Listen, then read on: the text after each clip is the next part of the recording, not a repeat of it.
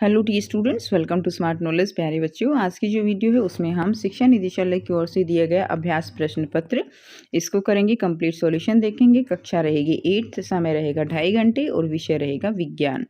पूर्णांक रहेंगे 60। तो हम जो क्वेश्चन पेपर है उसको हिंदी मीडियम में सॉल्व करेंगे, इंग्लिश मीडियम में ऑलरेडी सॉल्व किया जा चुका है। और कंप्लीट प्लेलिस्ट का लिंक आपको डिस्क्रिप्शन बॉक्स में मिल जाएगा, जहां पर आपको हर एक सब्जेक्ट के सैम्पल पेपर जो प्रैक्टिस पेपर हैं उनका सॉल्यूशन मिलेगा। सबसे पहले सामान्य निर्देश दिया गया है, तो यहाँ से आप सामान्य निर्देश पढ़ सकते हो। ठीक है, तो स्टार्ट करते हैं। प्रश्न खंड अ में आपको 12 प्रश्न देखने को मिलेंगे, एक एक नंबर के। पहला क्वेश्चन है, पोलियो और चिकन पॉक्स जो है डैश वायरस डैश के कारण होते हैं। तो पोलियो और चिकन पॉक्स किसके कारण होते हैं? वायरस के कारण होते हैं। सेकंड है, निम्नलिखित में से कौन से ऊर्जा का नवीकरणीय स्रोत है? तो नवीकरणीय स्रोत यानी जिसको नवीन किया जा सकता है, जिसको बार बार प्रयोग किया जा सकता है। तो कोयला, पेट्रोलियम, जल और प्राकृतिक गैस, इसमें से नवीकरणीय स्रोत कौन सा हो जाएगा? इसमें से नवीकरणीय स्रोत हो जाएगा जल। कोयला, पेट्रोलियम, प्राकृतिक ये अनवीकरणीय स्रोत हैं, जल जो है इसका राइट आंसर हो जाएगा। क्लियर है? तो आंसर क्या रहेगा? जल रहेगा। नेक्स्ट देखिए, जीवाश्म ईंधन है, तो जीवाश्म ईंधन इसमें से कौन सा है? कोयला, पेट्रोलियम, प्राकृतिक गैस, ये सभी, तो सारे ही जीवाश्म ईंधन है, तो ये सभी हो जाएगा। नंबर 4 क्वेश्चन है, मानव कर्ण की श्रवण सीमा जो है वो 20 से 20,000 हर्ट्ज होती है, तो ये सही है या गलत है? तो 20 से 20,000 हर्ट्ज होती है, तो ये क्या है? ये सही है। नेक्स्ट देखिए, क्वेश्चन नंबर 5 दिया गया है, बूझों ने एक परिपथ बनाया जैसा कि निम्नलिखित चित्र में दिखाया गया है और देखा कि बल्ब नहीं चमका। पहेली के सुझाव पर उसने परिपथ में एक और सेल जोड़ दिया, बल्ब अब चमकने लगा, व्याख्या कीजिए। तो देखिए, जब पहला बल्ब लगाया तो उसके अंदर इतनी वोल्टेज नहीं थी कि वो बल्ब जो है ग्लो कर पाता, बल्ब जल पाता। लेकिन जब दूसरा सेल लगाया तो इतनी प्रॉपर वोल्टेज हो गई उसके अंदर, इतना इलेक्ट्रिक करंट पास हुआ कि बल्ब ग्लो करने लग गया। इसलिए हमारे यहाँ पर आंसर क्या रहेगा कि दूसरा सेल जोड़ने से वोल्टेज बढ़ गई, इसलिए बल्ब जो है वो चमकने लगा। तो ये इसका आंसर हो जाएगा। नेक्स्ट क्वेश्चन देखते हैं, लोहे के ऊपर, इसमें अथवा में दिया गया है, लोहे के ऊपर जस्ते की परत क्यों जलाई जाती है? और ये दृष्टि बाधित छात्रों के लिए है।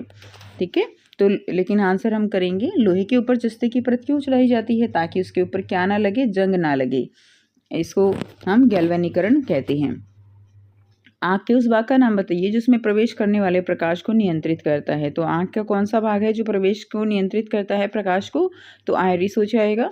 समतल दर्पण से बना प्रतिबिंब सीधा परंतु पार्श्व उल्टा होता है। तो ये बात बिल्कुल सही है कि समतल दर्पण से जो प्रतिबिंब बनता है वो सीधा तो होता ही है, और उसमें जो पार्श्व तो उल्टे का मतलब क्या है कि दायां बायां दिखाई देता है और बायां दायां दिखाई देता है, तो ये सही हो जाएगा।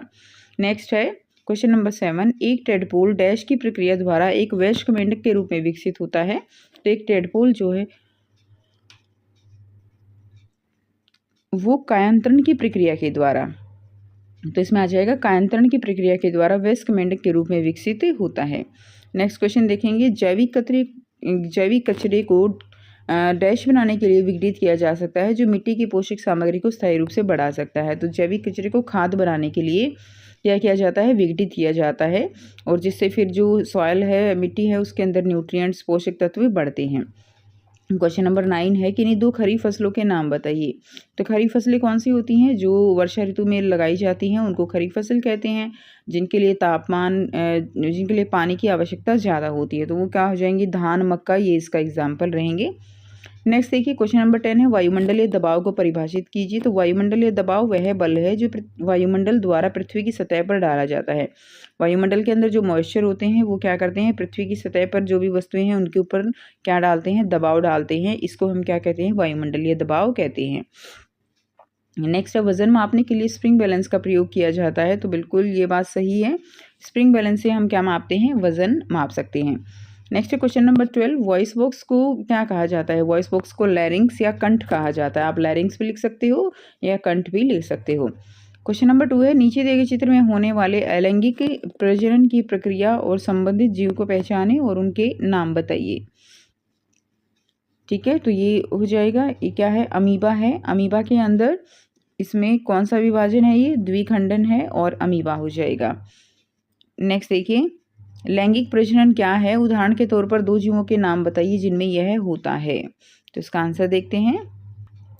तो जो यौन प्रजनन है, लैंगिक प्रजनन है, एक प्रकार का प्रजनन है जिसमें दोनों माता पिता से आनुवांशिक सामग्री के साथ संतानों का निर्माण होता है। जैसे रहेगा एग्जाम्पल मनुष्य और कुत्ते। अगला प्रश्न हो जाएगा निम्नलिखित का उत्तर दीजिए। सीएनजी और एलपीजी का पूरा नाम बताना है और जीवाश्म ईंधन के कोई 2 उदाहरण आपको देने हैं।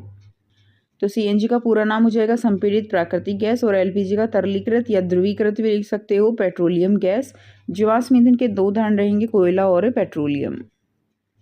अगला प्रश्न है, देखिए क्वेश्चन नंबर 4, एक वस्तु 50 हर्ट्ज पर कंपन कर रही है, इसकी समयावधि क्या है?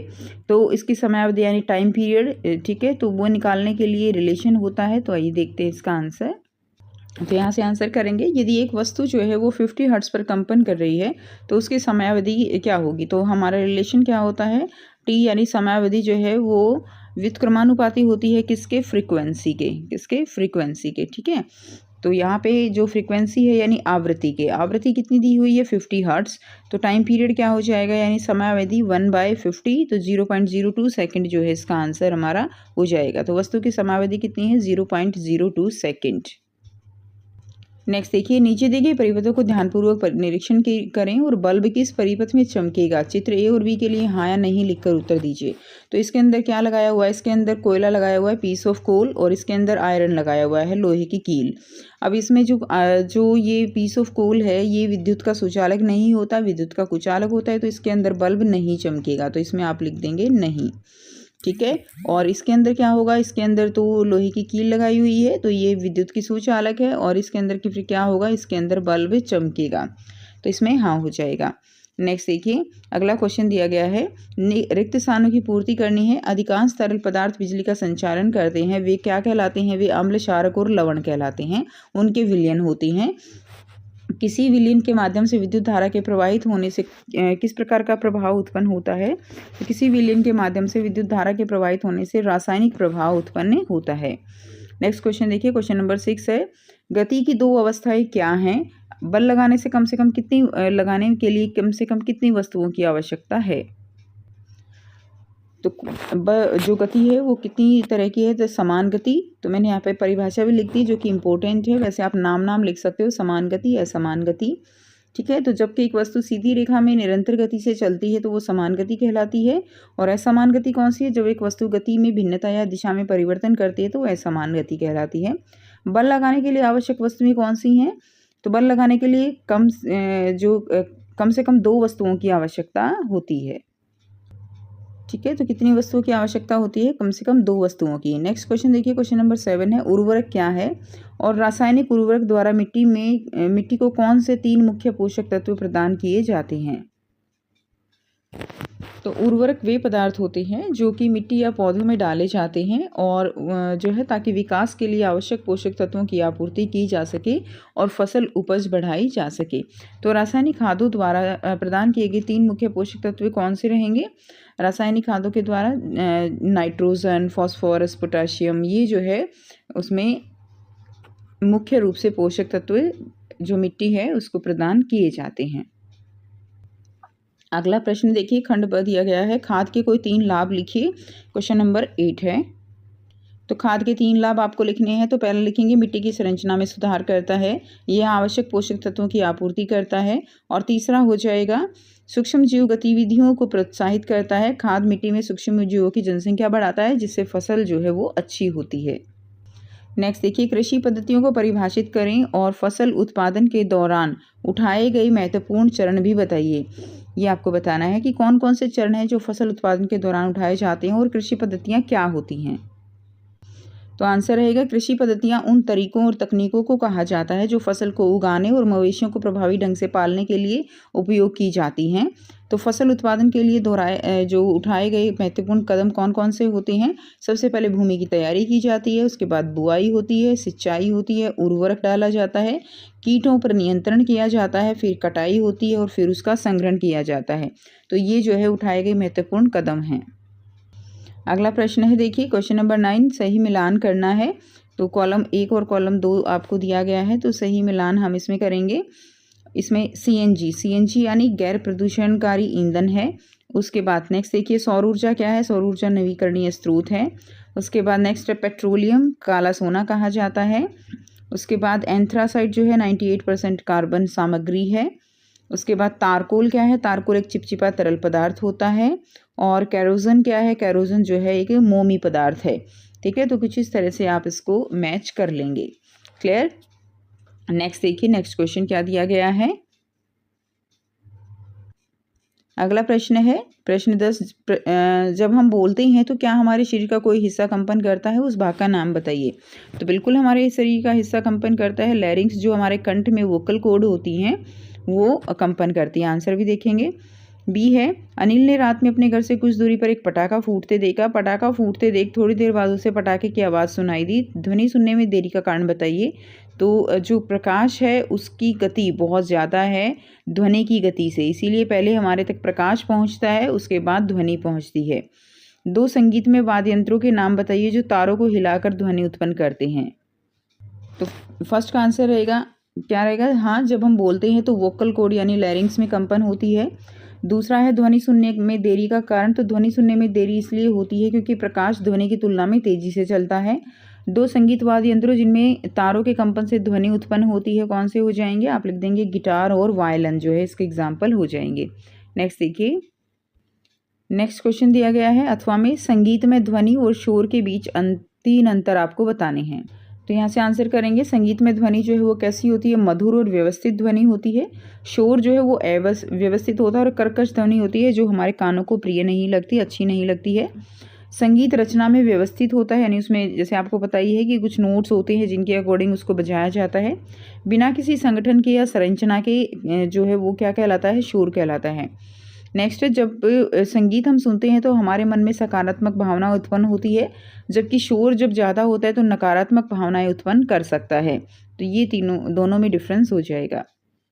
अगला प्रश्न है प्रश्न 11, निम्नलिखित कथनों में रिक्त स्थान जो है भरना है आपको। कुएं से पानी निकालने के लिए हमें रस्सी पर क्या लगाना पड़ता है, बल लगाना पड़ता है। उसके बाद है, एक आवेशित पिंड और उसकी ओर एक अनावेशित पिंड को क्या करेगा, आकर्षित करेगा। भरी हुई ट्रॉली को स्थानांतरित करने के लिए हमें इसको खींचना होगा। ठीक है, या धक्का लगाना होगा, ये भी आप लिख सकते हो। स्थानांतरित करना है यानी उसको उसकी जगह से हटाना है, तो धक्का लगा के भी हटा सकते हो या खींच के भी हटा सकते हो। एक चुंबक का उत्तरी ध्रुव किसी दूसरी चुंबक के उत्तरी ध्रुव को क्या करता है, प्रतिकर्षित करता है यानी रिपेल करता है। उसके बाद नेक्स्ट देखिए, खंड स दिया गया है। इसमें आपको सबसे पहले ये पैराग्राफ दिया है, इसको पढ़ के प्रश्नों के उत्तर देने, और हर एक प्रश्न आपका 2 नंबर का यहाँ पर रहने वाला है। सूक्ष्म जीवों का उपयोग विभिन्न प्रयोजनों के लिए किया जाता है। इनका उपयोग दही, ब्रेड और केक बनाने, अल्कोहल बनाने, पर्यावरण की सफाई के लिए, दवाई बनाने और नाइट्रोजन स्थिरीकरण करके मिट्टी की उर्वरता बढ़ाने, पनीर और अचार जैसे अन्य कई खाद्य पदार्थ बनाने में किया जाता है। किण्वन की प्रक्रिया में शर्करा को डैश में परिवर्तित किया जाता है। तो अब आपको आंसर बताना है। तो किण्वन में जो है शर्करा किस में परिवर्तित हो जाती है, तो किण्वन में शर्करा अल्कोहल में परिवर्तित हो जाती है। डी आंसर रहेगा। नेक्स्ट देखिए, उस जीवाणु का नाम बताइए जो दूध में मिलने पर उसमें वृद्धि करता है और दूध को दही में बदलता है। तो क्या हो जाएगा, लैक्टोबैसिलस। बहुत ही आसान सा क्वेश्चन है ये। उसके बाद नेक्स्ट देखिए, क्वेश्चन नंबर 3 है, 1857 में एक फ्रांसीसी रसायनज्ञ लुई पास्चर ने डैश प्रक्रिया की खोज की। तो किसकी खोज की थी, किण्वन की। निम्नलिखित में से कौन सा नाइट्रोजन स्थिरीकरण वाले जीवाणु नहीं है, तो नॉन स्ट्रोक, एनाबिना, एजोबैक्टर, और तीनों ही है, लैक्टोबैसिलस नहीं है। तो आपका आंसर क्या हो जाएगा, आंसर हो जाएगा लैक्टोबैसिलस। उसके बाद नेक्स्ट देखिए, क्वेश्चन नंबर 13 है। इसमें भी आपको जो है लाइनें दी गई हैं और फिर आपको क्वेश्चनों के आंसर बताने हैं। विद्युत परिपथ निरंतर बंद पथ है। कैसा पथ है, बंद पथ है, जिसके साथ विद्युत धारा बैटरी के धनात्मक टर्मिनल से ऋणात्मक टर्मिनल तक प्रवाहित होती है। विद्युत धारा हमेशा किस तरफ जाती है बच्चों, पॉजिटिव से नेगेटिव की तरफ जो है प्रवाहित होती है। विद्युत परिपथ में एक सेल या बैटरी, कनेक्टिंग तार, एक बल्ब और एक स्विच होता है। तो कौन सा उपकरण बैटरी का प्रयोग करता है, तो torch, transistor, TV remote control, ये सभी। तो सारे ही जो है बैटरी का इस्तेमाल होता है, तो ये सभी आंसर हो जाएगा। इसी उपकरण में सेलों की व्यवस्था कैसे होती है, अगल बगल, एक के बाद एक या दोनों। तो देखिए, सेल जो है वो ऐसे भी डाले जा सकते हैं और सेल कुछ इस तरह से भी डाले जा सकते हैं, तो दोनों ही तरह की व्यवस्था हो सकती है। तो इसमें हमारा आंसर क्या रहेगा, ए और बी दोनों। किसी विद्युत परिपथ में बल्ब तभी चमकता है जब स्विच कैसा होता है, तो जब स्विच जो है वो ऑन की स्थिति में होता है। तो थर्ड का ए आंसर हो जाएगा। नेक्स्ट देखिए, अथवा में करेंगे। जब स्विच ऑन स्थिति में होता है तो विद्युत परिपथ कहा जाता है। जब स्विच ऑन स्थिति में होता है तो विद्युत परिपथ बंद या पूर्ण दोनों ही कहा जाता है। तो इसका आंसर क्या हो जाएगा हमारा, डी हो जाएगा, ए और सी दोनों। नेक्स्ट क्वेश्चन देखिए, क्वेश्चन नंबर 14 है, जब किसी अपारदर्शी वस्तु तक की पहुंचता है प्रकाश, कोई भी ठोस वस्तु होती है तो प्रकाश को उस वस्तु के माध्यम से उसके पार जाने से रोका जाता है, जिससे दूसरी तरफ अंधेरे का क्षेत्र हो जाता है, यानी छाया बन जाती है। ठीक है, तो यानी कोई भी वस्तु है पारदर्शी नहीं है, वो अपारदर्शी है, उसमें से प्रकाश नहीं जा सकता, और आप टॉर्च मारते हो तो क्या होगा, उस वस्तु के पीछे उसकी क्या बन जाएगी, छाया बन जाएगी, शैडो बन जाएगी। और यदि कोई वस्तु पारदर्शी है तो क्या होगा, प्रकाश उसमें से गुजर सकता है, आर पार चला जाएगा। और यदि वस्तु चमकदार है तो प्रकाश उसे अलग दिशा में परिवर्तित कर देगा। क्वेश्चन रहेंगे, निम्नलिखित में से कौन सा जो है प्रकाश का प्राकृतिक स्रोत है। तो प्राकृतिक स्रोत कौन सा है, इसमें रवि है, रवि का मतलब यहाँ पे सूर्य है। ठीक है, बाकी सारे जो है प्राकृतिक नहीं है। यह वस्तु जिसका अपना प्रकाश नहीं है, तो प्रकाश के बल्ब का अपना प्रकाश है, सितारा जलती हुई हिमाचल की तिल्ली, इसमें जो चमकता हुआ दर्पण है उसका अपना प्रकाश नहीं है, ये आंसर हो जाएगा। नेक्स्ट देखिए, तारे होती हैं, तारे होते हैं, तो तारे कैसे पिंड हैं, दीप्त हैं, अदीप्त हैं, ए और बी दोनों, इनमें से कोई नहीं। तो ये तो तारे हैं वो कैसे पिंड होते हैं, उनका अपना प्रकाश होता है, तो वो दीप्त पिंड होते हैं। ठीक है, वो लाइट, जैसे सूर्य भी क्या है, सूर्य भी एक तारा है, तो वो लाइट एनर्जी जो है, लाइट क्या करते हैं, एमिट करते हैं, तो दीप्त पिंड हो जाएगा। उसके बाद नेक्स्ट देखिए, अथवा एक टॉर्च है, तो टॉर्च भी कैसा है, टॉर्च भी लाइट एमिट करता है ना सेल डालने के बाद, तो ये भी क्या हो जाएगा, एक दीप्त पिंड हो जाएगा। नेक्स्ट देखिए, नीचे मानव नर जनन अंग में एक नामांकित चित्र दिया गया है, तो इसमें आपको बताना है, तो ये क्या है, वर्षण है, शिशन है, और इसके अंदर ये क्या है, शुक्राणु नलिका है। ठीक है, उसके बाद नर जनन या प्रजनन कोशिका कहलाती है, तो नर जनन कोशिका क्या कहलाती है, नर जनन कोशिका जो है वो शुक्राणु कहलाती है। मादा जनन प्रजनन कोशिका क्या कहलाती है, तो वो डिंब कहलाती है, डिंब या अंड उसको कहेंगे। नेक्स्ट है, शुक्राणुओं की वृद्धि और जनन होता है, तो शुक्राणुओं की वृद्धि और जनन कहाँ होता है, वर्षण में होता है। ठीक है, तो आप अगर आप डायग्राम से समझेंगे तो ये वर्षण है, और इसी के अंदर जो शुक्राणु है वो पैदा होते हैं, और फिर इस शुक्राणु नलिका से उनका जो है एक तरह से वो आप कह सकते हो कि जनन के लिए निकलते हैं। नेक्स्ट देखिए, शुक्राणु की वृद्धि और जनन कहाँ होता है, वर्षण में होता है। शुक्राणु वर्षण से मूत्र मार्ग तक यात्रा करते हैं, तो शुक्राणु नलिका के द्वारा वो जो है यात्रा करते हैं। नेक्स्ट क्वेश्चन करेंगे, केवल दृष्टिबाधित छात्रों के लिए है, लेकिन हम इसको सॉल्व करेंगे, इंपॉर्टेंट क्वेश्चन है। प्रजनन पहले से मौजूद व्यक्तियों से नए व्यक्तियों का निर्माण है।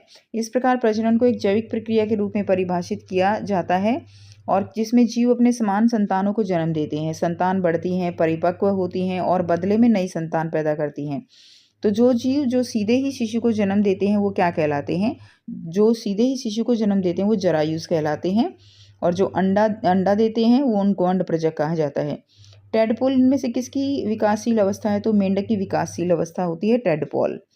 नेक्स्ट देखिए, नर और मादा युग्मकों का संलयन और निषेचन कहाँ होता है, तो अंडवाहिनी में होता है। निषेचन के बाद बनने वाली कोशिका क्या कहलाती है, निषेचन के बाद बनने वाली कोशिका जो है वो युग्मनज कहलाती है। ठीक है, तो ये था कंप्लीट पेपर और सॉल्यूशन। आई होप सारे स्टूडेंट्स को सारे क्वेश्चंस क्लियर हैं, फिर भी कोई डाउट हो तो आप पूछ सकते हो।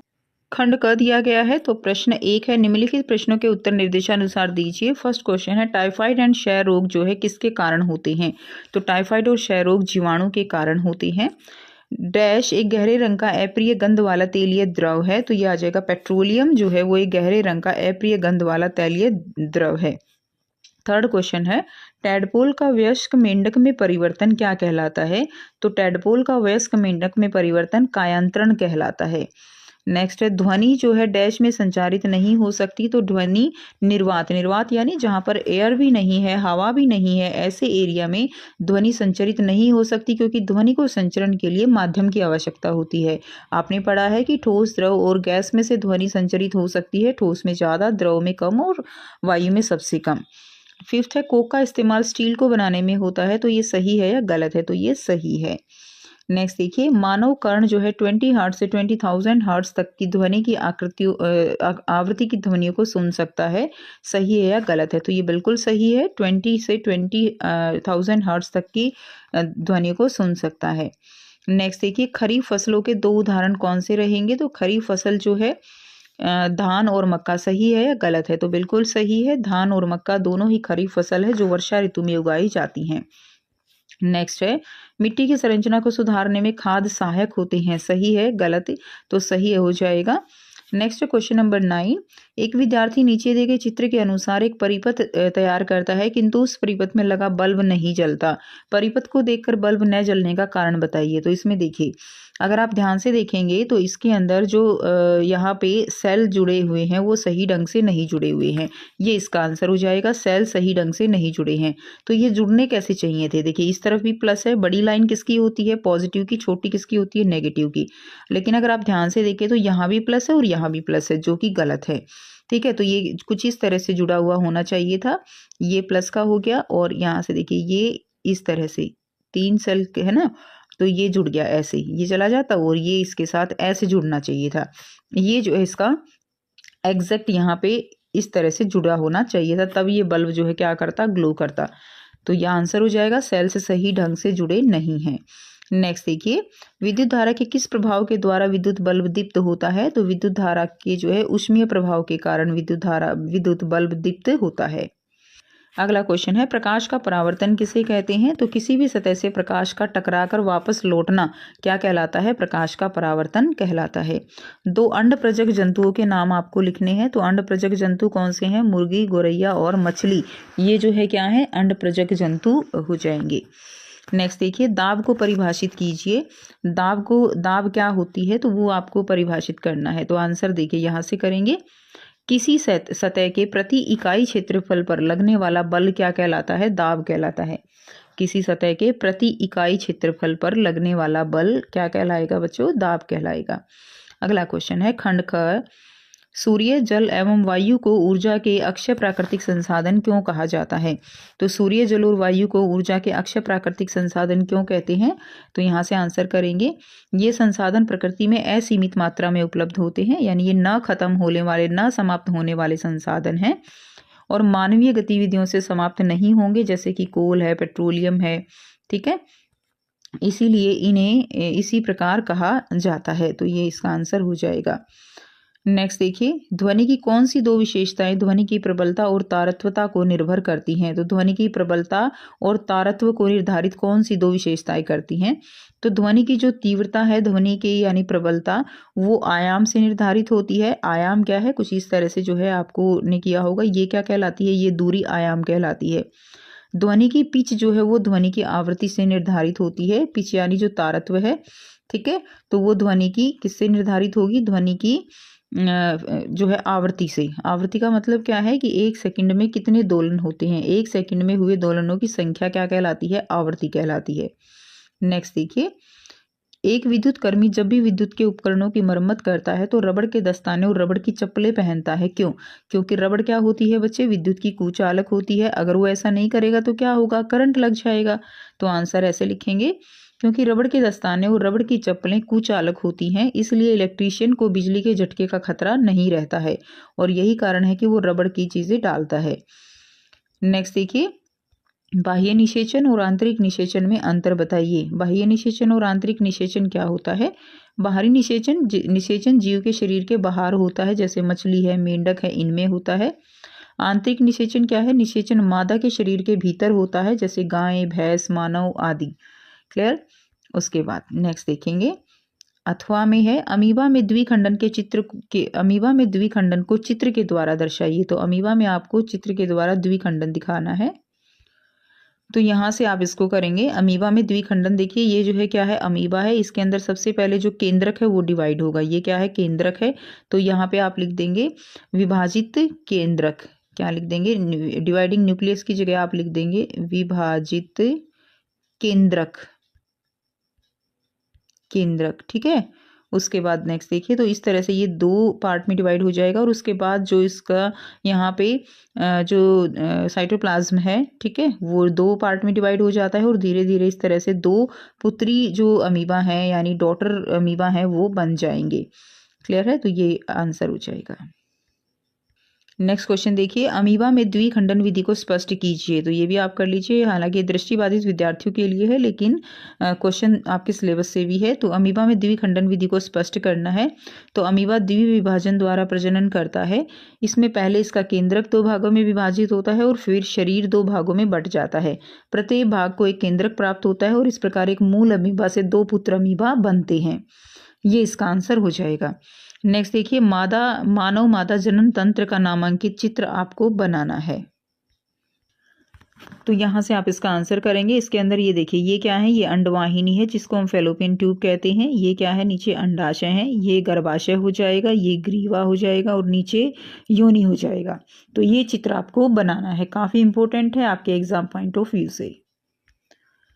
अगला क्वेश्चन देखिए, किसी वस्तु पर बल लगाने पर होने वाले 2 परिवर्तन लिखिए। तो अगर किसी वस्तु पर बल लगाते हैं तो क्या क्या परिवर्तन हो सकते हैं। उसके आकार में परिवर्तन हो सकता है, ठीक है, और गति में परिवर्तन हो सकता है। तो ये आंसर आप लिख देंगे, आकार में परिवर्तन या गति में परिवर्तन। नेक्स्ट क्वेश्चन देखिए, अथवा में दिया गया है, संपर्क में रखी हुई किन्हीं 2 वस्तु के बीच किस प्रकार का बल लगता है। इस बल के द्वारा वस्तु की स्थिति में क्या क्या परिवर्तन हो सकते हैं। तो संपर्क में रखी हुई किन्हीं भी 2 वस्तुओं के बीच जो है कौन सा बल लगता है, संपर्क बल लगता है, ठीक है। तो उससे जो है उसके आकार में या गति में परिवर्तन हो सकता है, ठीक है।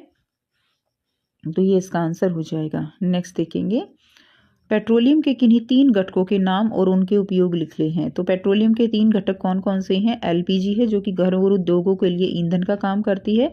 कैरोसिन है तो स्टोव, लैंप और जेट विमान के लिए ईंधन। पैराफिन वैक्स है तो जो है पैराफिन वैक्स किसके लिए प्रयोग की जाती है, मलहम, मोमबत्ती, वैसलीन आदि के लिए इसका प्रयोग किया जाता है। तो ये इसका आंसर हो जाएगा। नेक्स्ट देखिए, श्रव्य तथा अश्रव्य ध्वनियाँ किन्हें कहती हैं, इनकी आवृत्ति भी बताइए। तो श्रव्य और अश्रव्य ध्वनियाँ देखिए, श्रव्य ध्वनि कैसे कौन सी होती हैं, जिनको हम सुन सकते हैं। तो वह ध्वनि जिसे हम सुन सकते हैं वह श्रव्य कहलाती है, और जो नहीं सुन सकते वह अश्रव्य है। श्रव्य ध्वनि 20 हर्ट्ज से 20 किलो हर्ट्ज तक होती हैं और अश्रव्य ध्वनियाँ 20 हर्ट्ज से कम या 20 किलो हर्ट्ज से ज़्यादा होती हैं। नेक्स्ट देखिए, अथवा में दिया गया है, शोर कई मानसिक व्याधियों का कारक है, क्या शोर को नियंत्रित किया जा सकता है, कोई 3 उपाय बताइए। तो बिल्कुल जो है शोर को नियंत्रित किया जा सकता है। हाँ, शोर को नियंत्रित किया जा सकता है। इसके लिए विमान, इंजनों, परिवहन वाहनों में ध्वनि रोधक उपकरण लगाए जाने चाहिए, पेड़ लगाए जाने चाहिए, हॉर्न का उपयोग कम से कम किया जाना चाहिए। तो ये चीज़ें आप इसमें लिख देंगे। नेक्स्ट देखिए, मानव नेत्र का चित्र बनाइए और उन्हें के किन्हीं 4 भागों को आपको क्या करना है, नामांकित करना है। तो इस तरह से आप जो आँख है उसका चित्र बनाएंगे। तो ये देखिए, सबसे पहले ये क्या है, ये जो है ये क्या है, ये लेंस है। इसके दोनों तरफ क्या होती हैं, पक्षमावी पेशियां हैं। उसके बाद ये बाहर की तरफ ये क्या है, ये परितारिका होती हैं, और ये बीच का जो स्पेस है ये क्या है, पुतली है, ठीक है। ये क्या कहलाता है, स्वच्छमंडल कहलाता है। उसके अलावा ये क्या है, दृष्टिपटल है, जहाँ पर जो रेटिना है इसके ऊपर इमेज बनती है, प्रतिबिंब बनता है। ये काचाव द्रव्य है और इसको दृक् तंत्रिका बोलते हैं, जो कि मस्तिष्क से जाके मिल जाती हैं। तो इस तरह से आप इस चित्र को अच्छे से प्रैक्टिस जरूर कीजिएगा। नेक्स्ट देखिए, नेक्स्ट अगला क्वेश्चन है, मानव नेत्र की संरचना का वर्णन कीजिए। तो दृष्टिबाधित विद्यार्थियों के लिए है। तो मानव नेत्र गोलाकार होता है। इसकी पारदर्शी भाग को क्या कहा जाता है, कॉर्निया। कॉर्निया के पीछे एक गहरी मांसपेशीय संरचना होती है जिसे आइरिस कहा जाता है। आइरिस के बीच एक छोटा छिद्र होता है जिसे पुतली कहते हैं। पुतली का आकार आइरिस द्वारा नियंत्रित होता है। नेत्र लेंस जो है रेटिना पर क्या बनाता है, छवियां बनाता है, यानी प्रतिबिंब बनाता है। अगला क्वेश्चन है, असंपर्क बल किसे कहते हैं, किन्हीं 2 असंपर्क बल के उदाहरण आपको देने हैं। तो असंपर्क बल कौन सा होता है बच्चे, असंपर्क बल वह बल जो किसी वस्तु पर बिना संपर्क में आए लगाया जाता है या कार्य करता है। जैसे कि चुंबकीय बल, चुंबक द्वारा लोहे या अन्य चुंबक पर लगाए जाने वाला बल क्या कहलाता है, चुंबकीय बल। जिसमें चुंबक जो है लोहे के संपर्क में नहीं आती, उससे पहले ही बल लग जाता है। गुरुत्वाकर्षण बल, पृथ्वी द्वारा किसी भी पक्षी आदि पर दूरी से लगाया जाने वाला बल क्या कहलाता है, गुरुत्वाकर्षण बल कहलाता है। यानी जैसे कि आपको पता है कि अगर हम कोई चीज़ गिराते हैं तो वो जमीन की तरफ ही जाती है, क्योंकि उसके ऊपर जो अर्थ है वो बल लगा रही है, ठीक है। तो ये जो बल कहलाता है ये क्या कहलाता है, ये गुरुत्वाकर्षण बल कहलाता है। क्लियर। नेक्स्ट देखिए, कंधे पर लटकाने वाले थैलों में बारीक पट्टी की बजाय चौड़ी पट्टी क्यों लगाई जाती है। तो ये आपको बताना है। तो बारीक पट्टी की बजाय चौड़ी पट्टी क्यों लगाई जाती है? तो देखिए आंसर क्या रहेगा, स्कूल बैग चौड़े पट्टे के साथ दिए जाते हैं ताकि कंधों पर संपर्क क्षेत्र बढ़ जाए और दबाव कम हो जाए। मैं आपको यहाँ पे समझा दूं, प्रेशर क्या होता है, फोर्स अपॉन एरिया। ठीक है, तो इसमें देखिए प्रेशर जो है, अगर एरिया ज़्यादा है, क्षेत्रफल ज़्यादा है, तो प्रेशर क्या होगा, प्रेशर कम लगेगा। क्लियर? तो अगर चौड़ी पट्टी है तो क्या होगा, उसका एरिया बढ़ गया, एरिया बढ़ने से प्रेशर जो है वो कंधों पर क्या लगेगा, कम लगेगा और इसीलिए दबाव कम हो जाता है। नेक्स्ट देखिए अगला क्वेश्चन है, घर्षण बल की दिशा क्या होती है? घर्षण बल कब लगता है? कोई भी वस्तु जब आप उसके ऊपर फोर्स लगाते हो आगे की तरफ, तो घर्षण बल किस तरफ लगेगा, उल्टी तरफ लगेगा, विपरीत दिशा में। तो इसका आंसर यही हो जाएगा, हमेशा गति के विपरीत जो है क्या लगता है, घर्षण बल लगता है। ठीक है, नेक्स्ट देखिए, नेक्स्ट जो क्वेश्चन दिया गया है आपको, खंड ग मिलान करना है, तो स्तंभ अ का मिलान स्तंभ ब से करना है। तो इसमें देखिए मादा एनाफ्लीज, मादा एनाफ्लीज जो है ये क्या है, मादा एनाफ्लीज मलेरिया परजीवी का वाहक है। क्लियर? मलेरिया परजीवी का क्या है, ये वाहक है। उसके बाद मादा एडीज क्या है, तो मादा एडीज जो है वो डेंगू बीमारी फैलाती है, तो ई इसका आंसर हो जाएगा। तो उसके बाद यीस्ट क्या है, यीस्ट जो है ब्रेड बनाने में यूज़ होती है, बेकिंग में। लैक्टोबैसिलस क्या है, दही जमने में हेल्प करता है, तो ए हो जाएगा। राइजोबियम क्या है, राइजोबियम नाइट्रोजन स्थिरीकरण में हेल्प करता है। विषाणु क्या है, जो एड्स है वो विषाणु के कारण होता है, तो ये इसके सही आंसर हो जाएंगे। अगला क्वेश्चन देखिए, नेक्स्ट क्वेश्चन है 13। रवि अपनी ग्रीष्मकालीन अवकाश में अपने दादाजी के पास गांव गया। वह रोज सुबह अपने दादाजी को, जो कि एक किसान है, खेत पर जाते हुए देखता था। एक दिन वहां पर रवि को कुछ अलग अलग प्रकार के औजार दिखाई दिए, जिनमें से वह कुछ को पहचानता था। इसने अपने दादाजी से उन औजारों के बारे में पूछा, तो उसके दादाजी ने बताया कि ये सब कृषि कार्य में काम आते हैं। परंपरागत औजार के साथ साथ वह तकनीक में औजार के प्रयोग में लाए जाते हैं। तो यहाँ से हम क्वेश्चंस करेंगे। अच्छी उपज की बुआई से पहले मिट्टी को भुरभुरा करने के लिए उपयोग किए जाने वाले औजार कौन से हैं? तो ये कौन से हो जाएंगे, कुदाली भी होता है, कल्टीवेटर भी, हल भी, तो उपरोक्त सभी जो है इसका आंसर हो जाएगा। बुआई का कार्य करने के लिए उपयोग किए जाने वाला औजार है, तो इसमें कल्टीवेटर, हल, सीड ड्रिल या इनमें से कोई नहीं, तो आंसर क्या रहेगा, सीड ड्रिल होगा। ठीक है, नेक्स्ट देखिए, खेत की जुताई के लिए प्रयोग किए जाने वाला औजार कौन सा है? तो खेत की जुताई जो करते हैं वो किससे करते हैं, हल से करते हैं। सिंचाई की आधुनिक विधि कौन सी है? तो सिंचाई की आधुनिक विधि ड्रिप तंत्र, चेन पंप, मोट ढेकली। तो देखिए ये चेन पंप, मोट ढेकली ये आधुनिक नहीं है, ये परंपरागत विधियां हैं, ये भी क्वेश्चन आपका आ सकता है। तो सिंचाई की आधुनिक विधि कौन सी है, ड्रिप तंत्र या जो स्प्रिंकलर सिस्टम होता है वो जो है आधुनिक विधि है। अगला क्वेश्चन है, विद्युत घटकों के प्रतीक की सहायता से, इसको एक बार आप अच्छे से पढ़ लीजिएगा। ठीक है, तो इसमें हम क्वेश्चंस देख लेते हैं, तो यहाँ से आप एक बार पढ़ लेंगे। विद्युत धारा का बंद मार्ग क्या कहलाता है? तो विद्युत धारा का बंद मार्ग जो है वो परिपथ कहलाता है। जब परिपथ पूर्ण होगा तो बल्ब जो है उसका क्या रहेगा? तो जब परिपथ पूर्ण होगा तो बल्ब वो क्या करेगा, दीप्त करेगा। सिंचाई स्विच जो है एक युक्ति है जो विद्युत परिपथ को पूर्ण करती है जब वह डैश स्थिति में होता है। तो देखिए स्विच जो है जब ऑन होता है तभी तो वो विद्युत परिपथ को पूर्ण करेगा। तो स्विच किस स्थिति में होना चाहिए, स्विच जो है वो ऑन की स्थिति में होना चाहिए।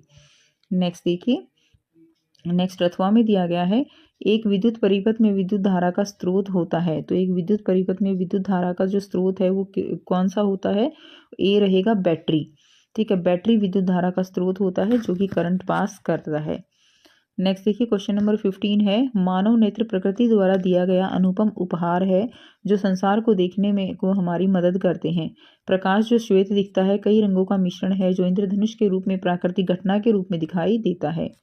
मानव नेत्र में स्थित परितारिका और पुतली नेत्रों में आने वाले प्रकाश की मात्रा को नियंत्रित करने में सहायक है। तो प्रकाश क्या है, तो प्रकाश जो है वो क्या है, एक प्रकार की ऊर्जा है। नेक्स्ट है, नेत्र में स्थित परितारिका डैश का नियंत्रण करती है। तो नेत्र में जो परितारिका है वो किसका नियंत्रण करती है, वो पुतली को कंट्रोल करती है। और पुतली का काम क्या है, प्रकाश की मात्रा को संतुलित करना। तो इसीलिए नेत्र में स्थित परितारिका प्रकाश की मात्रा का नियंत्रण करती है। ठीक है, उसके बाद श्वेत प्रकाश डैश रंगों का मिश्रण है। सफेद जो प्रकाश है वो कितने रंगों का मिश्रण होता है, वो 7 रंगों का मिक्सचर है। क्लियर। उसके बाद नेक्स्ट देखिए,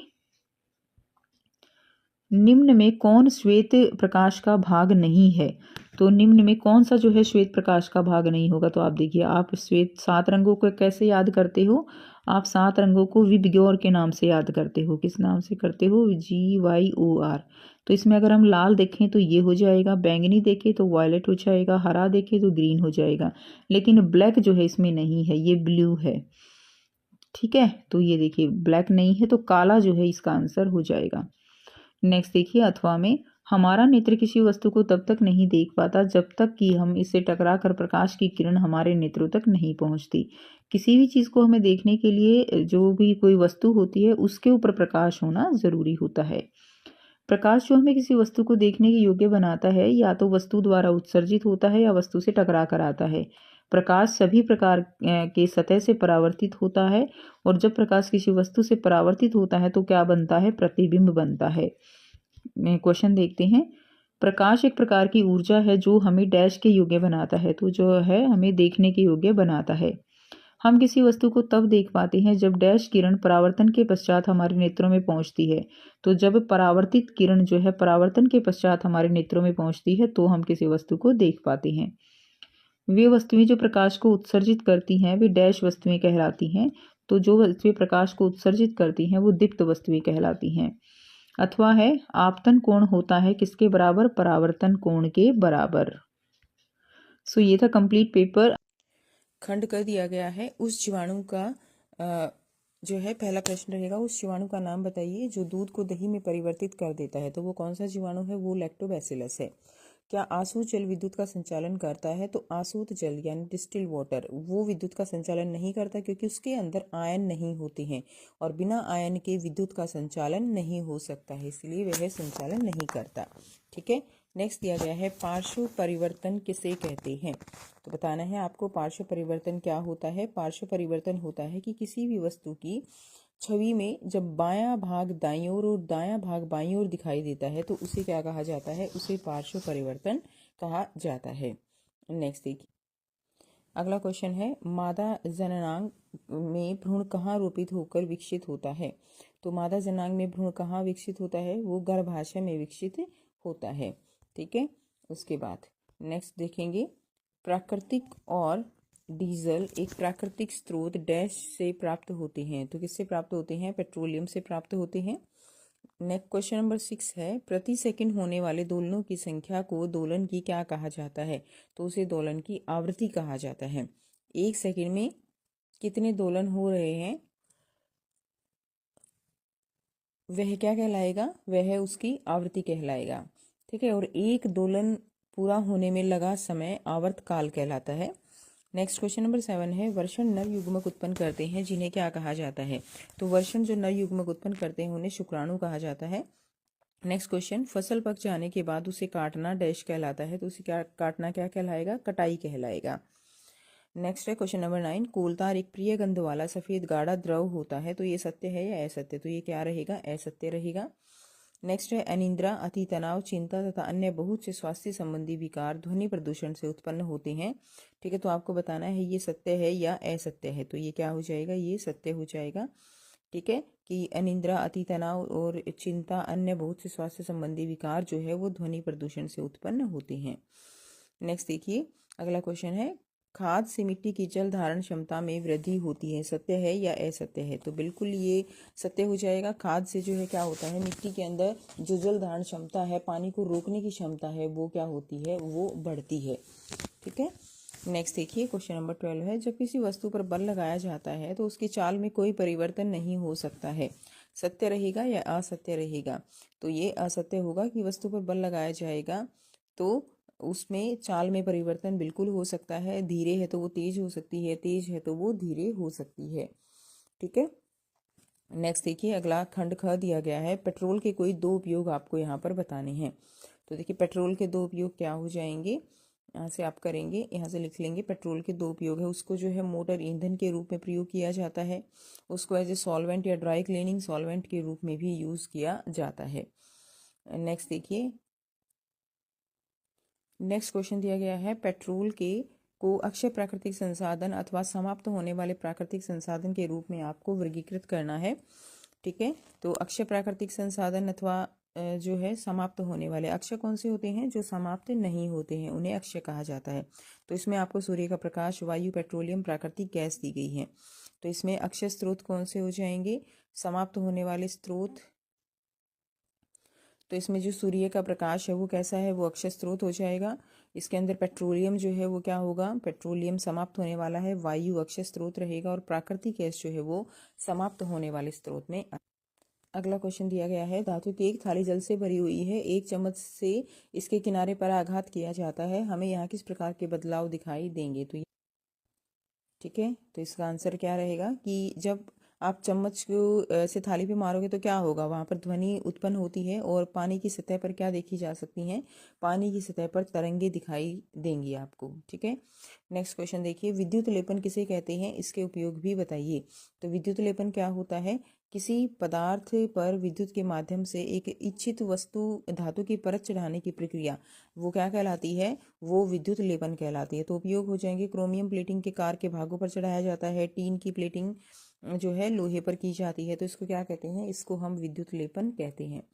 नेक्स्ट क्वेश्चन देखिए, अगला है, अथवा में दिया गया है, बताइए कि निम्नलिखित जो सामग्रियां हैं वो विद्युत चालक हैं या विद्युत रोधी हैं? तो देखिए, धातु जो होती हैं वो क्या होती हैं? विद्युत चालक होती हैं।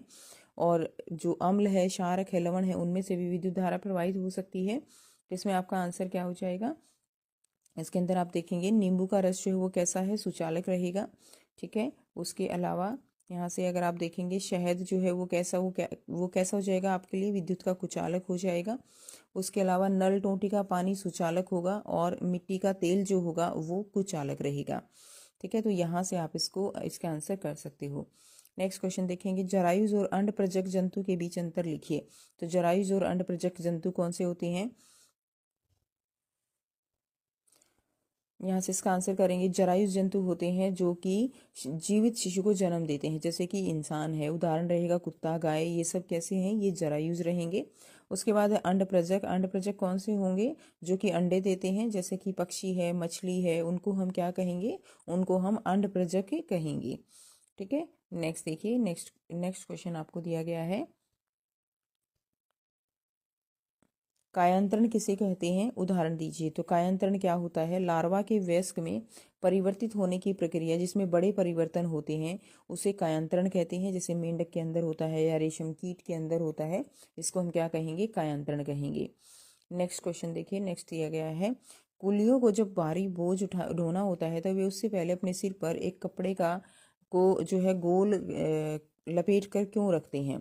तो आपने भी देखा है, तो बोझ जो है सिर पर रखने से पहले गोल लपेट कर क्यों रखा जाता है? यह भार के संपर्क क्षेत्र को बढ़ाता है और सिर पर दबाव को क्या करता है? कम करता है। यानी डायरेक्ट अगर हम सिर पर रखेंगे तो दबाव अधिक जो है वो सिर पर आता है, लेकिन इससे दबाव का संपर्क क्षेत्र कम हो जाता है, इसलिए उसे कपड़े को गोल करके रखा जाता है। अगला क्वेश्चन है, अथवा में दिया गया है, निम्नलिखित स्थितियों में बल का प्रकार का नाम बताइए। ठीक है, पानी की बाल्टी उठाना में कैसा है? और कागज का आवेशित पैमाने की ओर आकर्षित होना।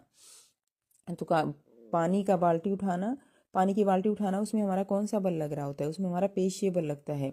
और कागज जो है, कागज का आवेशित पैमाने की ओर आकर्षित होना, तो उसमें कौन सा बल लगता है? उसमें स्थैतिक बल होता है, इलेक्ट्रोस्टैटिक फोर्स होता है। नेक्स्ट देखेंगे, अगला क्वेश्चन है, पेट्रोलियम का निर्माण कैसे हुआ? तो बहुत ही आसान सा क्वेश्चन है बेटा, कई बार आपने किया हुआ होगा। पेट्रोलियम का निर्माण जो है समुद्र में रहने वाले जीवों से बना होता है। मृत शरीर समुद्र की तलहटी में जमा हो जाते हैं, उच्च तापमान और दबाव मृत जीवों को पेट्रोलियम में परिवर्तित कर देते हैं। तो बहुत ज़्यादा जो प्रेशर है, बहुत ज़्यादा तापमान है, उसकी वजह से क्या होता है कि वो अंदर पेट्रोलियम में परिवर्तित हो जाते हैं। नेक्स्ट क्वेश्चन देखेंगे, एक कढ़ाई निर्वात में रखी हुई है, उस पर किसी छड़ी से चोट मारी जाती है, तो क्या कढ़ाई में कंपन होगा? क्या हमें किसी प्रकार की ध्वनि सुनाई देगी? स्पष्ट कीजिए। तो अगर आप कढ़ाई में ऐसे छड़ी से मारते हो तो जो है वो, सबसे मेन बात यहाँ पे क्या है कि वो कहाँ रखी है? निर्वात में रखी है। कंपन होगा या नहीं होगा? तो कंपन तो होगा, लेकिन हमें ध्वनि सुनाई नहीं देगी, क्योंकि कढ़ाई कहाँ पर रखी है? निर्वात में रखी है। यहाँ से आंसर कर लेंगे, कंपन होगा नहीं, ध्वनि निर्वात में नहीं चल सकती। ठीक है, नेक्स्ट क्वेश्चन देखेंगे, अगला है, अथवा में दिया गया है, निम्नलिखित प्रश्नों के उत्तर देने हैं। कर्णपटय का क्या कार्य है? तो कर्णपटय का क्या कार्य है? कर्णपटय का कार्य है कि आंतरिक जो कर्ण के पास तरंगे हैं उनको भेजना। ठीक है। जो बाहरी देखिए, जो बाहरी कान है वो क्या करता है, जो भी बाहर की वाइब्रेशंस हैं उनको कलेक्ट करेगा। और फिर क्या है, ये है कर्णपट है। अब इसका काम क्या है, इसका काम है जो तरंगे हैं उनको, जो आंतरिक कर्ण है यहाँ पर, ठीक है, वो यहाँ तक जो तरंगे हैं उनको भेजना इसका कार्य हो जाएगा। नेक्स्ट क्वेश्चन देखेंगे। क्या ध्वनि के संचरण के लिए कोई माध्यम चाहिए? बिल्कुल चाहिए। ठोस, द्रव या गैस में से कोई एक माध्यम होना चाहिए। ठोस में ज़्यादा तेज ध्वनि जो है ट्रैवल करेगी, फिर द्रव में और फिर गैस में। हर्ट्ज का प्रतीक लिखिए, तो हर्ट्ज का प्रतीक क्या हो जाएगा? HZ। मानव नेत्र का एक नामांकित चित्र जो है वो आपको बनाना है। तो बहुत ही आसान है बेटा, ये आप खुद से करेंगे, आपने बहुत प्रैक्टिस भी की है। मानव नेत्र का एक चित्र आपको बनाना है। नेक्स्ट है दीप्त पिंड के 2 उदाहरण जो है वो आपको करने हैं। तो दीप्त पिंड जिनका अपना प्रकाश होता है, एग्जाम्पल हो जाएगा सूर्य है, टॉर्च है, ये इसका उदाहरण हो जाएगा। नेक्स्ट देखिए, हम किस प्रकार अपने आंखों की देखभाल कर सकते हैं? कोई 3 बिंदु आपको यहाँ पर बताने हैं। तो आंखों की देखभाल कैसे कर सकते हैं हम चश्मे का, अगर हमें चश्मे लगे हुए हैं तो चश्मे का प्रयोग करना चाहिए। सूर्य को सीधी जो है सूर्य की ओर सीधा न देखें। आंखों को कभी रगड़ना नहीं चाहिए। पानी से धोना चाहिए नियमित रूप से। और सामान्य दूरी पर जो, ठीक है, सामान्य दूरी पर क्या करना चाहिए? पढ़ना चाहिए। नेक्स्ट क्वेश्चन देखेंगे। अगला दिया गया है, कंधों पर लटकाने वाले स्कूल बैग में चौड़ी पट्टी लगाई जाती है, क्यों? तो कंधों पर लटकाने वाले बैग में चौड़ी पट्टी क्यों होती है? उसका रीज़न क्या है? क्योंकि कंधों पर लटकाने वाले स्कूल बैग में जो वजन है वो कंधों के बड़े क्षेत्रफल पर आ जाए। इससे कंधों पर पड़ने वाला दबाव जो होगा वो क्या हो जाएगा? कम हो जाएगा। और बैग को ले जाना जो है वो क्या हो जाता है? आसान हो जाता है। ठीक है। नेक्स्ट देखिए, अगला क्वेश्चन दिया गया है, खंड ग गद्यांश को पढ़ना है और प्रश्नों के उत्तर देने हैं आपको। यहाँ से किसी स्थान पर उगाए जाने वाले एक ही प्रकार के पौधों को क्या कहा जाता है? फसल। इसको आप एक बार अच्छे से पढ़ लेंगे, रीड कर लेंगे, बहुत इजी है। तो क्वेश्चन है, निम्नलिखित में कौन सा सिंचाई का स्रोत नहीं है? कुएं, नदियां, जलकूप ये सब सिंचाई का स्रोत है, लेकिन गैस पाइपलाइन ये सिंचाई का स्रोत नहीं है। नेक्स्ट क्वेश्चन देखेंगे। उर्वरक का उदाहरण आपको देना है। तो इसमें उर्वरक कौन सा है? खाद या राइजोबियम, ये उर्वरक नहीं है। यूरिया जो है ये किसका उदाहरण है? उर्वरक का उदाहरण है। धान को वर्षा ऋतु में उगाया जाता है, क्योंकि, तो धान को वर्षा ऋतु में उगाया जाता है क्योंकि इसे बहुत अधिक पानी की आवश्यकता होती है, इसलिए इसे वर्षा ऋतु में उगाया जाता है। नेक्स्ट देखिए, अगला क्वेश्चन दिया गया है, अथवा में निम्नलिखित में से कौन कृषि में उपयोग होने वाला औजार नहीं है? तो इसमें हल, कुदाली, कल्टीवेटर ये सब कृषि में उपयोग होने वाले औजार हैं, लेकिन जो उर्वरक है वो कृषि में उपयोग होने वाला औजार नहीं है। अगला क्वेश्चन करेंगे। क्वेश्चन 13, इस गद्यांश को एक बार अच्छे से पढ़ लेना है। दीप्त अदीप्त वस्तुओं के बारे में बताया हुआ है। क्वेश्चन है, जब प्रकाश चमकदार सतह से टकरा कर वापस लौटता है तो इसे क्या कहते हैं? तो इसे क्या कहेंगे? परावर्तन कहेंगे। प्रकाश जो है क्या करता है? टकराता है और फिर वापस लौट आता है। ठीक है, तो इसको क्या कहते हैं? इसको हम प्रकाश का परावर्तन कहते हैं। अगला क्वेश्चन देखेंगे। सूर्य की छवि बनाने के लिए उपयोग किए जाने वाले उपकरण का नाम बताना है। तो सूर्य की छवि बनाने के लिए उपयोग किए जाने वाला उपकरण कौन सा होगा? आंसर भी रहेगा सूची छिद्र कैमरा हम बनाते हैं। किस प्रकार की वस्तुएं प्रकाश को अपने में से होकर गुजरने नहीं देती? तो अपारदर्शी वस्तुएं जो है प्रकाश को अपने में से गुजरने नहीं देती हैं। ठीक है। नेक्स्ट देखिए, अथवा में पारभाषी वस्तु का एक उदाहरण देना है आपको। तो पारभाषी वस्तु का उदाहरण क्या हो जाएगा? चिकना कागज जो है वो पारभाषी वस्तु का उदाहरण हो जाएगा। नेक्स्ट देखिए, क्वेश्चन नंबर 14 है, आपको गद्यांश को ध्यानपूर्वक पढ़ना है और प्रश्नों के उत्तर देने हैं। विद्युत अवयवों को उनके प्रतीकों द्वारा निरूपित करना सुविधाजनक होता है। इनका उपयोग करके किसी विद्युत परिपथ को परिपथ आरेख द्वारा निरूपित किया जा सकता है। कुछ विशेष पदार्थों के बने तारों में से जब उच्च विद्युत धारा प्रवाहित होती है तो वे गर्म होने से पिघलकर टूट जाते हैं। इन पदार्थों का उपयोग विद्युत फ्यूज के निर्माण में किया जाता है, जो विद्युत परिपथों को आग और क्षति से बचाता है। तो विद्युत तापक में पाई जाने वाली तारों की कुंडली क्या कहलाती है? तो उसको हम क्या कहते हैं? उसको हम एलिमेंट कहते हैं। ठीक है। नेक्स्ट देखिए, विद्युत इस्त्री का एक उदाहरण क्या है? तो विद्युत इस्त्री का एक उदाहरण है किसका? इसमें जो इस्त्री है, प्रेस है, वो क्या होती है? गर्म होती है ना। तो जिसमें चीज़ें गर्म होती हैं वो तापीय प्रभाव पर काम करता है। ये आंसर रहेगा। विद्युत घंटी में ध्वनि उत्पन्न होती है। तो विद्युत धारा के चुंबकीय प्रभाव के कारण जो है उसके अंदर ध्वनि जो है वो उत्पन्न होती है। अगला क्वेश्चन है, अथवा में दिया गया है, एसीबी को पूर्ण रूप एमसीबी का पूर्ण रूप क्या है? तो एमसीबी की फुल फॉर्म क्या होगी? यहाँ पे लघु परिपथ विच्छेदक। ठीक है। MC की फुल फॉर्म हो जाएगी लघु परिपथ विच्छेदक, इसकी फुल फॉर्म रहेगी। नेक्स्ट क्वेश्चन देखिए, मिलान करना है। तो इसमें दिया गया है लुई पास्चर जो है उन्होंने क्या बताया था, किण्वन के बारे में बताया था, ए हो जाएगा। एंटीबायोटिक, एंटीबायोटिक क्या है इसमें देखिए, स्ट्रेप्टोमाइसिन जो है वो क्या है, एंटीबायोटिक है। एडवर्ड जेनर ने चेचक का टीका दिया था, तो सी इसका आंसर हो जाएगा। शैवाल है, तो इसमें शैवाल क्या है, क्लेमेडोमोनास जो है शैवाल का एक एग्जाम्पल होता है। परिरक्षक क्या करते हैं, खाने को खराब होने से बचाते हैं, तो उसमें सोडियम बेंजोएट हो जाएगा, ठीक है। और एंथ्रेक्स जो है वो मवेशियों में होने वाला एक रोग है, तो ये इसके आंसर हो जाएंगे। नेक्स्ट क्वेश्चन देखेंगे, अगला दिया गया है, अथवा में निम्नलिखित कथनों के भाग को सही करके पुनः लिखना है। तो इसमें जो भी अंडरलाइन वर्ड हैं इनको आपको सही करके ठीक करना है। तो बैसिलस एंथ्रेक्स से मलेरिया होता है, तो बैसिलस एंथ्रेक्स मलेरिया कॉज नहीं करता, ये एंथ्रेक्स जो मवेशी में होने वाली बीमारी है उसको करता है। नेक्स्ट है, चीनी का उपयोग आम आंवला के अचार के परिरक्षण में किया जाता है, तो चीनी का उपयोग नहीं किया जाता। आम आंवला के अचार में जो है वो नमक और तेल का उपयोग हम ज़्यादा करते हैं, ठीक है। नेक्स्ट है, लुईस पास्कल ने पाश्चरीकरण की खोज की, तो लुईस पास्कल नहीं थे, पाश्चर थे। लुई पाश्चर ने किण्वन की खोज की थी। राइजोबियम लेग्यूम पौधों के तना ग्रंथियों में पाया जाता है, तो राइजोबियम जो है वो लेग्यूम पौधों के तनों में नहीं बल्कि जड़ में पाया जाता है। नेक्स्ट रहेगा, हमारे वायुमंडल में 20% नाइट्रोजन पाई जाती है, तो हमारे वायुमंडल में 20 नहीं बच्चे 78% नाइट्रोजन है। ब्रेड या इडली का आटा यीस्ट द्वारा उत्पन्न ऑक्सीजन के कारण फूलता है, तो ये ऑक्सीजन के कारण नहीं, ये कार्बन डाइऑक्साइड के कारण फूलता है, ठीक है। तो ये था कंप्लीट पेपर। आई होप सभी बच्चों को सारे क्वेश्चंस क्लियर हैं। कोई भी डाउट हो तो आप पूछ सकते हो। वीडियो अच्छी लगी तो वीडियो को ज़रूर से लाइक करना, शेयर करना, चैनल को करना सब्सक्राइब। मिलते हैं आपसे नेक्स्ट वीडियो में। और